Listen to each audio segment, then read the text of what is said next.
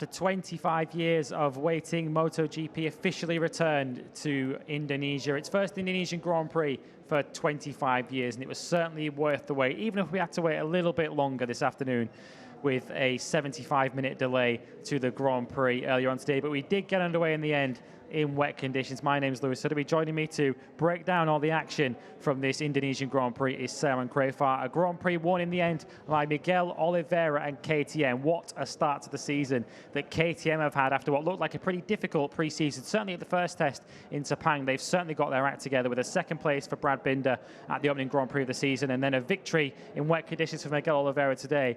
It really was a masterclass from Miguel, wasn't it? Once he got the lead from Jack Miller, he seemed to control it. Even when Fabio Quartararo looked like he was putting a little bit of spurt on towards the end, Oliveira just seemed to have it in hand. Yeah, and I meant what I said to Miguel, to his face in Parc Ferme, that he's reminded us all of his class, that he's showed us many times over his career, because it's easy to forget. I mean, it was mid last year, really, before the last time since the last time we saw it. The second in Mugello was amazing, and then the win in Catalunya was absolute class. And he's reminded us today again of it, that he hasn't gone away. And I'm really pleased for him. He said how hard it's been the last months, and this might give him the boost. He was on the way back anyway. We saw through practice and qualifying he was back, but this might give him the boost to roll on in the dry and do something more special. Yeah, they're really on the crest of a wave at the moment, KTM. They, for the first time in the MotoGP history since they've returned to the sport, they lead both the teams and the Constructors' Championship by virtue of their consistent start to the season with Binder and Oliveira. You spoke to Francesco Guidotti in pit lane following the race. Of course, what a start to life at KTM he's having, but they very much seem to be just enjoying this wave of momentum at the moment. Of course, we're going to circuit, or the next circuit, at Termas Rio Hondo. Since KTM's improvement to genuine front-running contenders, of course, they've not raced at that circuit, so difficult to know what to expect from them there, but all the signs we're getting from KTM is that this package is a serious front-running contender. Yes, I'd like to again say I never thought it was far away, but at this level of competition, you just a little bit off. If you're a little bit off with something, it's not possible to fight at the front. And it seems like they've improved the couple of things that were holding them back. Brad said it was turning and rear grip, driving off the turns, and they've improved both of those. And their guys are back in the fight, wet and dry. I don't think they would have fought for the win at least, and would have been difficult to fight for the podium in the dry. But, fair's fair. Miguel's ride was awesome. And even Johann Zarco mentioned the class of Miguel and Jack to be able to get up to that speed so quickly, like from the first lap, he struggled to do it, and these guys could. Impressive ride. Brad Binder came through to 8th in the end. He had a bit of a yo-yo Grand Prix, the South African. He dropped back in the early stages and then a very entertaining battle with his brother Darren as well late in that Grand Prix. We'll come on to Darren a little bit later on. The conditions at the end were challenging. We think just got around about lucky with this Grand Prix in the end, just as we were making our way to the set here for after the fact. The rain has really picked up again, so perhaps we just found the right window to get this Indonesian Grand Prix in. But what do we think of the conditions at the start of the race? It was about right, I think, for us to go racing. They've done a good job to clean the track. I mean, the white line's very treacherous. We saw that catch out the likes of Paul Espargaro and Jorge Martin during the Grand Prix, but I think we saw from the riders there that grip levels on this wet surface were very, very good. Amazing grip levels, and to be fair, a lot of the curb, I mean, it has got the proper paint on it, but the water sits there deeper, so you get aquaplaning as well, worse than on the asphalt surface. I think we were very lucky. That's what it came down to. We're unlucky because we had to delay, but there, like you said, there was a window there that was, the rain stopped and we could run the race, and it stayed away long enough that we could run it to the end, so we were fortunate. Fabio Quartararo came through in the end to take second place, the reigning world champion. Starting from pole position, he would have certainly been hoping for a dry race today, given his pace in free practice 4 yesterday. But these were the conditions which greeted him for race day today. Of course, it caused the serious delay to proceedings. But once we got underway, Fabio Quartararo I think would have been, with good reason, a little bit nervous about a wet Grand Prix today, but the performance that we saw from the reigning world champion was exceptional. I don't think I've seen Fabio Quartararo happier than that for many of his Grand Prix victories. This was a significant result for him today in conditions like that. I agree. He looked as happy as I've ever seen him, you know, for a result. And like he said, he didn't expect it because his rain, or Yamaha's rain results for a lot of years now have been really average, you know, lack of rear grip. This track is very high grip in the rain. The Superbike guys said the same before we came. The times showed it. They were well less than 10 seconds, you know, 7, 8, even less.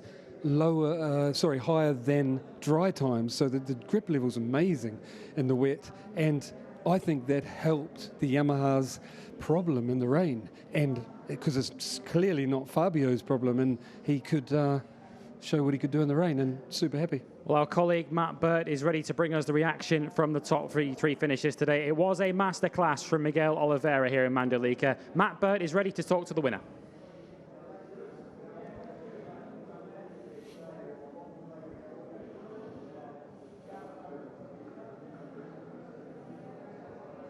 But like Brad did in Qatar, you made an incredible start from that third row, 7th place. That gave you the platform to fight for the victory. How important was it to get that launch and then get that initial confidence and feeling on those rain tyres? I mean, it was crucial. I think without the start that I've done, I don't know where we could end up in the race. The visibility was incredibly poor. I could not see a thing, even when I was by myself I needed like a screen wiper or something similar, because I just couldn't see anything. We had just an idea where we put the wheels. The rear end lights of the other bikes kind of showed us a little bit where we were, but to be honest, it was quite difficult. I could manage with 1 or 2 bikes, but I just wanted to get up in front of Jack and just start to go away, you know, because it was really that difficult to see. So, of course, the start was crucial.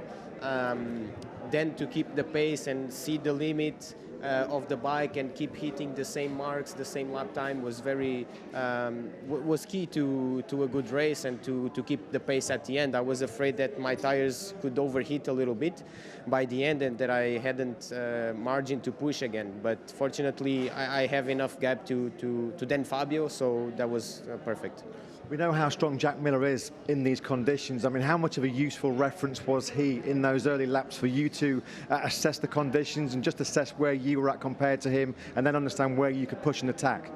To be honest, it was nice to have Jack for a couple of laps because I could build kind of especially the braking reference.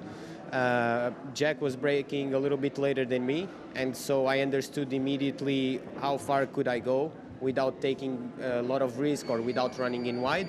And then was just managing a little bit the rear. The bike was set up perfectly for these conditions. Already when we rode with not so wet track, I felt very good with the bike. And so the team did an amazing job to give me a good bike to ride today. I felt also quite strong on the dry, but on the dry it was kind of an unknown territory for everyone, because the race is much more physical. It's the tires were down a little bit more, so it was definitely something which we were going to discover, but I felt good in either conditions. Amazing start to the year for KTM. You're now the leaders of the team championship, and KTM are leaders in the constructor championship for the first time. But from an individual perspective, Miguel, it's been a tough second half of last season. How much did you need this result just to get some confidence and some momentum back? I mean, I needed the result. I was down for a top 10 result, you know, even in Qatar. I was not there to do something incredible, especially starting from 14, I think, back in the 7th row of the grid or something like that. So it's just I wanted to start the season with a decent result and build up from there. But you know, when you are so close to the front and you see the chance to win, you say, why not? So let's do it. I didn't hold back. So that's my mentality going in forward. I wanna build up good results for the team, take this advantage that these 2 races were kind of up and down for all all the competitors. So let's see what we can do and position ourselves well for the rest of the season. Yeah, great job, Miguel. The perfect way to mark your 50th appearance in MotoGP. Congratulations. Thank you. Congratulations to Miguel Oliveira, a 4th career victory for him in MotoGP. Whether it's the best of his career, perhaps he can answer that. Of course, 4 very different MotoGP victories for him. The battle for the final podium position then behind Fabio Quartararo ended up going the way of Johann Zarco. And if we're talking about people who needed a result, Matt mentioned there Miguel Oliveira, who needed a result. Johann Zarco probably falls into that category as well, of course. It's been a long time since we last saw him on the podium back at Catalunya last season. So just how much did Johann Zarco need this result? Well, I mean, he's another guy like Miguel that, as unfair as it is, we start to forget, you know, when there's been so much time without a good result, which both of them have had, you know. So like you said, mid last year. So super important. I think Miguel touched on it now. He's going to take that result and run forward with it. And I think hopefully for Johann Zarco as well. Zarco put a great ride in, and he clearly had the pace to go with the leaders, the winner. But just couldn't overtake, was struggling to drive off the turn, so it made it too difficult to pass. You need that engine to get you beside so you don't have to take too much risk on the brake. And yeah, that's what I think it came down to. So I'd just like to go back, because I didn't get to comment on Miguel Oliveira. I'm super happy for him, because he's also showed us that he's back, you know, showed us his class, but also for KTM. Can you imagine, it doesn't take much to imagine how hard it is to come into this class and fight against Honda and Japanese manufacturers, Italian manufacturers. They've thrown so much at it. They had a hard time last year. It must have been disheartening, and they haven't given up. They've come out swinging. They are now 2nd and 4th in the championship. Unreal. Incredible. And one of those Italian manufacturers you mentioned, Ducati, of course, their mixed season has continued. Enea Bastianini retains the World Championship lead, having come back through the pack to salvage a top 10 result. In fact, I think he was just outside the top 10 today, Enea Bastianini. But the factory Ducati team, Pecco Bagnaia, strange race for him. He made good ground after a poor start, but then fell back through the fields again. And Jack Miller, who I think we all thought was on for a really strong result, never quite materialised for him. I'll be honest, I expected, if I had high expectations for anyone, it was the factory Dukes, you know, with the Ducatis in general, because they're famous for braking stability and their mechanical grip, like in wet conditions. That's why they've had so many good results in rain conditions in the past. And I really thought Jack, maybe Pecco, you know, Jorge was going well, fell, and Johann Zarco did. But factory Ducati again, disappointing weekend, really. Jack was there, he had the pace, he was awesome, but it didn't quite, he didn't quite get over the line what I'm sure he was hoping to do. Well, Ducati did get a podium to show for their trip to Indonesia. It fell the way of Johann Zarco, back on the podium for the first time since midway through last year. 3rd place for him, he's now with Matt. Yeah, thanks, Lewis. His first podium on the GP22 in the 2022 World Championship campaign. Johann, it's been a pretty eventful 25 hours or so for you. After the drama of the crash in FP4, you then qualified on the front row, and now you're fighting for the podium and on the podium here. So how do you try and sum up what's happened to you over the last day or so? Pretty dramatic. Happy anyway. When I saw the rain, I was kind of happy, because I knew that I will suffer much less physically, because after the warm-up, the warm was crazy. And so that was the first positive point. But I did not expect to have a full race on the wet. I really expect to get the track coming dry. But we got the rain all the race. And it was incredible, the grip we can have on the wet, because you could push a lot, and the grip was there, so I could have a good fight with the other riders, overall with Rins, and then a bit with Jack. Fabio caught us also, and in that moment, because I was losing the podium, I have to take even more risk, and it was working. But clearly, I've lost too much time to overtake Jack, and I was losing on the drive. I was spinning, even if I was strong on the brake, was not good enough to overtake him quickly and maybe try to catch Miguel. So that's maybe the pity of the race, with also this feeling that I took a bit late, because so much water on the track, it was difficult to trust immediately after 2 corners and push a lot. Anyway, 3rd place is very positive, because all the weekend I was quite strong, and I will work like this every weekend to get myself stronger for the future. You're one of the most experienced riders in MotoGP, but how difficult were those conditions and that kind of scenario where you're going into a race on a track you've never raced at before, in full wet conditions, where you don't have a lot of experience of this new bike as well? I mean, that must have been quite difficult going into that unknown situation. The experience is helping a lot to control the situation, and as I say, we know the track was very warm, and this new asphalt normally bring a lot of grip on the wet. But me, I need a few laps to understand it, and that's why Jack and Miguel were incredible, because to get so fast like this at the beginning, they have really an instinct incredible to push like this. So that's the high level. You don't have the choice that you must adapt immediately to do something well. If not, you are nowhere. So I can only say that it's MotoGP. Miguel said how important this result was for him after a difficult period in the second half of last season. We haven't seen you on the podium for quite a long time, although you've been fast in most of the races. But how much importance was it for you to get back on the podium in the early part of this season, just to build some confidence and momentum for the next few Grand Prix? Overall, for the points in the championship, a podium is always many points, and I take them. It's clear that it was long time I was not on the podium, but I was not leaving it so bad, because you try to do always the best every races. So you must accept also when the other they are stronger than you, or when you cannot do much more. So that's why I try really to push myself even more every practices to improve my level, and then be more often on the podium like I began the year last year. Great job today, Johann. Many congratulations.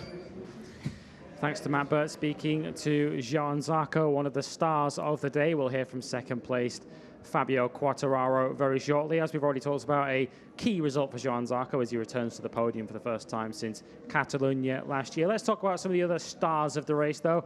And I think one rider we have to touch on, he might not necessarily jump off the page if you're looking at the results, but Darryn Binder, the top rookie today in 10th position, coming through from the back of the grid. Of course, a real voyage into the unknown for all the riders today, but for Darryn Binder, his first MotoGP race in wet conditions, at one point he was high as 8th. Ended up getting shuffled back by his own brother, Brad Binder, finishing in 10th position.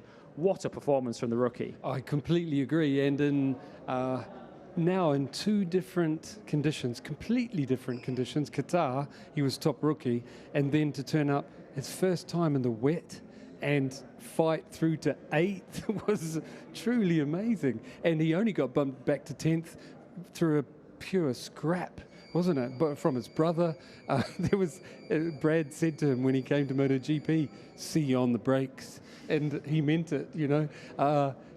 I'm super happy for him. He's had a lot of knockers, and I think he just, what's the word? Silence the critics, I suppose, today. And the thing is, I still stand by what I said in FP4. He has a lot to learn, and that's why I said I didn't agree with Ruslan, only because he has a lot to learn. You can't say carry on as you are. But if he can do what he did today already, when he's got a lot to learn, man, this is impressive.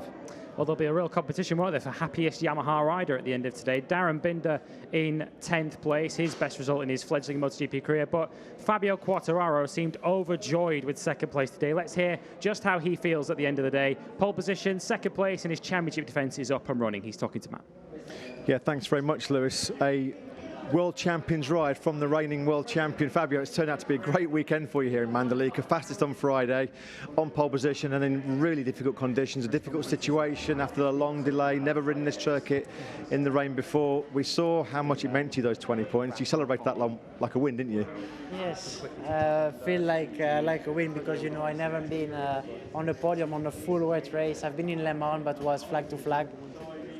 But on that way, and the way I could overtake, make my pace was amazing, and yeah, to be honest, was super nice.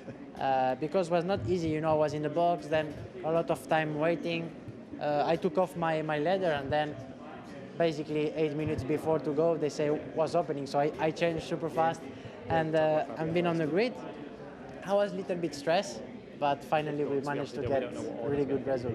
You made a great start from pole position and actually were leading, and then of course we saw you drop back. I guess once some of the guys came through, the visibility was a real big problem. Is that why we saw you slow down a little bit and then start fighting back towards the podium? Yeah, I made 2 mistakes on the last corner. That I've been on the curb and just the bike was not going forward, was just spinning and going almost backwards. So at the end I managed to get my confidence. I was 5th. Then I saw that Mir was really close to me, so I said, don't need to lose that position. And I saw that my pace was great and I could catch a little bit Rins. He made a small mistake and I said, okay, now is my time and I will try to fight for the podium. And I saw Jack and Johann fighting a little bit, and I came and make fast overtakes because I didn't stay too long behind. And yeah, super happy to be in the podium. To win World Championships, you know what it takes, but you have to be strong in all kinds of conditions, all kinds of different situations. This first full wet podium must give you so much confidence if we get a repeat of these kind of conditions in the future. A big result for you today. Yeah, big result, big confidence, because you know it can happen a lot of races that condition, and we need to find that rear grip in all the tracks, because I know now my real potential in the wet, and to be honest, is that one. And we need to find in the. I can hear you, but really quiet, in all the Fabio. tracks, because in all the tracks I'm missing always the same, and is always the rear grip. So if we find that, we can be always fighting, not maybe all time for the podium, but top 6, top 7 will be something realistic. Great job, Fabio. We were waiting for your dance moves like the fan was giving you before the race, though, in Parc Fermé. What happened? Yeah. To be honest, we had a big laugh in the box. I had time to call my brother, my mother, my dad, with my niece and my, you know, some members of my family, and you know, it was a nice time and a unique time before to start the MotoGP race. But when we finish with a good result, is even better. Great job, Fabio. Thank you. With second place today, and it has to be said, after the difficulties that Yamaha experienced in the first Grand Prix of the season, they were really on a low coming away from Qatar. Fabio Quartararo only finishing down in 9th position. Obviously difficult to take too much from 2 races. We have to get a bit further into the season to really know what we're dealing with, but Yamaha will feel their season is, to a certain extent, back on track. Well, Fabio was the man to beat here the whole weekend, you know. He was the clear favourite if it was going to be a dry race, only one that looked on rails and confident. And then he wasn't far off the win in the wet, which he was the man, and it's so nice to see that he hasn't lost his spark, you know, because things haven't been going well. He hasn't got his tail down at all. He's the same champ, and I want to say they are still really in trouble. Don't let this circuit make you think he's not in trouble, because as soon as we get to places where it's really important to have that engine, they still don't have it, and that's not going to change all year. So quickly then, let's look ahead to the next Grand Prix that we have at the Tomás Rio Hondo circuit in Argentina. And in doing so, let's talk about perhaps the factories that will leave here perhaps slightly less happy. Well, maybe Suzuki will go away happy with 5th and 6th, given the way their weekend was shaping up. A Honda, of course, we hope to see Marc Marquez back. We wish him well, of course, after that concussion with that big high side earlier on today. And Aprilia didn't quite scale the heights that we saw from them in Qatar. They'll be looking to bounce back next time out. I've got to say Aprilia did well. They were in that battle, you know, for... was it 8th with Brad Binder? That was okay. That was a good, solid result. Suzuki, I think, were rescued by the rain. They were really in trouble in the less so Alex Rins, but Joan Mir found something in warm-up. But they were in trouble all weekend, only because of the rear tyre change. They were one of the favourites before that tyre change happened, and I think their bike and rider style was so different, it didn't suit that new rear, and Honda were in the same sort of trouble. I've got to say the rear tyre change threw the cat amongst the pigeons, literally, and changed results a lot in the dry, but the wet changed it all again. Well, we'll hope to see Marc Marquez back in action next time around for Honda at the Tomás Rio Hondo circuit when he's recovered from that concussion that he sustained last time around. But that's all we've got time for from after the flag. If you're watching us live, the press conference is up next. But for myself and Simon, we thank you for your company across this historic Indonesian Grand Prix weekend, and we look forward to your company in Argentina in 2 weeks' time. From the two of us, it's bye-bye for now.